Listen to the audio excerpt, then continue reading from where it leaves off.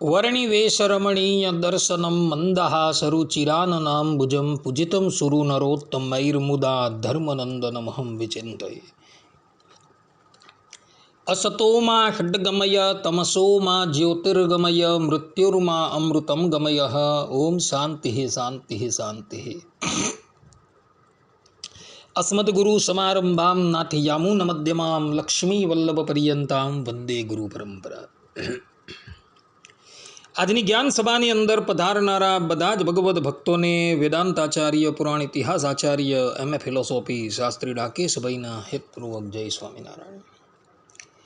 ભક્તો, આજની આ જ્ઞાન સભાની અંદર આપણે બધા અષાઢ શુક્લ પૂર્ણિમાને દિવસે આવતી ગુરુ પૂર્ણિમાનો ઉત્સવ સ્વામિનારાયણ સંપ્રદાયમાં મનાવવો કે ન મનાવવો તેનો નિર્ણય આ વિષય પર આપણે થોડી વાત શ્રવણ કરશું। તો બધા જ શ્રોતાગણો આ પ્રવચન એકાગ્ર મને કરીને શ્રવણ કરે। પ્રવચન કરતાં અગાઉ એ વાતની હું સ્પષ્ટતા કરી દઉં કે આ પ્રવચનની અંદર હું જે પણ કંઈ કહીશ એ શાસ્ત્રો અનુસાર જ કહીશ, શાસ્ત્રની વિરુદ્ધ હું કંઈ પણ કહીશ નહીં। તો અષાઢ શુક્લ પૂર્ણિમાનો દિવસ એ વ્યાસ પૂર્ણિમાનો દિવસ છે। આ દિવસે અનંતકોટી બ્રહ્માંડ નાયક પરબ્રહ્મ પરમાત્મા ભગવાન શ્રી હરિ વ્યાસ રૂપે પ્રગટ થયા હતા। એમના પ્રાગટ્યની કથા પુરાણોની અંદર જોવા મળે છે। ભગવાન વેદવ્યાસજીનું પ્રાગટ્ય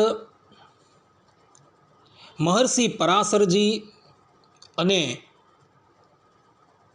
સત્યવક્તિ થકી થયું હતું। ભગવાન વેદવ્યાસજીને શાસ્ત્રોની અંદર બાદરાયણ, ભગવાન વેદવ્યાસજી, કૃષ્ણદ્વૈપાયન, સત્યવતી નંદન ઇત્યાદિક નામથી ઓળખવામાં આવે છે। અષાઢ શુક્લ પૂર્ણિમાના દિવસે ભગવાન વેદવ્યાસજીનું પ્રાગટ્ય થયું હોવાથી ભારત વર્ષમાં આ દિવસ વ્યાસ પૂર્ણિમાના નામથી મનાવવામાં આવે છે। ભગવાન સ્વામિનારાયણે પણ ગદડા અંત્યના 10મા વચનામૃતમાં વ્યાસજીને શ્રદ્ધાંજલિ આપતા કહ્યું છે કે વ્યાસજીથી બીજા કોઈ મોટા આચાર્ય નથી અને બીજા તો જે આચાર્ય થયા છે તેમણે વ્યાસજીના કરેલા ગ્રંથને આશરીને પોતપોતાના સંપ્રદાય ચલાવ્યા છે। માટે આદિ આચાર્ય જે વ્યાસજી તેના જે વચન તે સર્વ આચાર્યના વચન કરતાં અતિ પ્રમાણ છે। આ પ્રમાણે ભગવાન સ્વામિનારાયણે પણ વ્યાસજીને શ્રદ્ધાંજલિ આપેલી છે। કારણ કે ભગવાન વેદવ્યાસજી એ કોઈ અવર ન હતા, પરંતુ સાક્ષાત પરબ્રહ્મ પરમાત્મા હતા। કલિકાલની અંદર લોકોની સમજ અને ધારણા શક્તિ ઓછી જોઈને શ્રીમદ નારાયણ ભગવાન વ્યાસ રૂપે પ્રગટ થઈ એક વેદના 4 વિભાગને કરતા હતા। 18 પુરાણ, 60 લાખ શ્લોકનું મહાભારત, વ્યાસ સ્મૃતિ, વેદાંત સૂત્ર, યોગ શાસ્ત્ર પર ભાષ્ય ઇત્યાદિ ગ્રંથોની એઓએ રચના કરેલી છે। અને આ પ્રમાણે ગ્રંથોની રચના કરી એણે માનવ માત્ર પર બહુ મોટો અનુગ્રહ કરેલો છે। અને એટલે માટે અષાઢ સુદ પૂર્ણિમાના દિવસે ભારત વર્ષમાં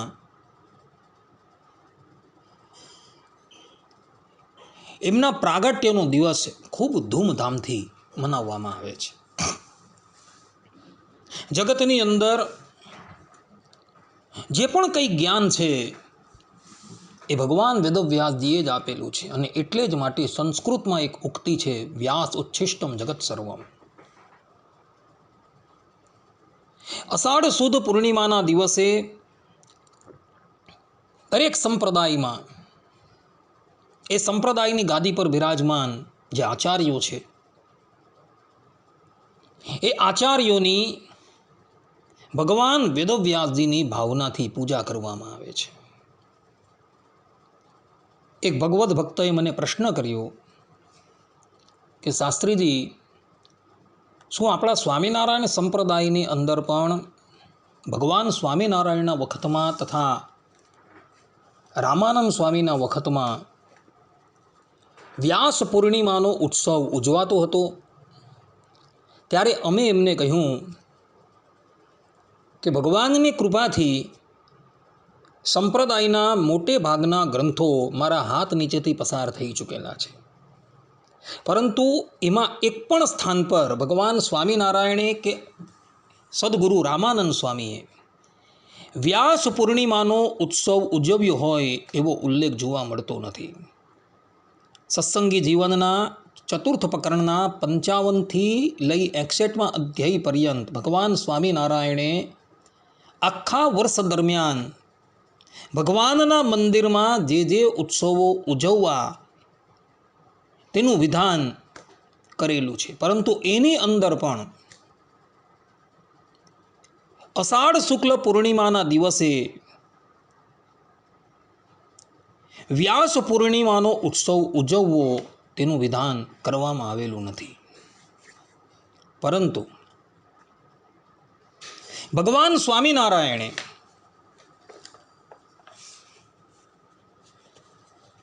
ગધડા પ્રથમના 52મા વચનામૃતમાં એવું કહ્યું છે કે સાંખ્ય, યોગ, વેદાંત અને પંચરાત્ર એ 4 શાસ્ત્રે કરીને જે ભગવાનના સ્વરૂપને સમજે તે પુરોજ્ઞાની કહેવાય. તો આ 4 શાસ્ત્રોમાંથી જે પંચરાત્ર શાસ્ત્ર છે એ પંચરાત્ર શાસ્ત્રની શાંડિલ્ય સંહિતા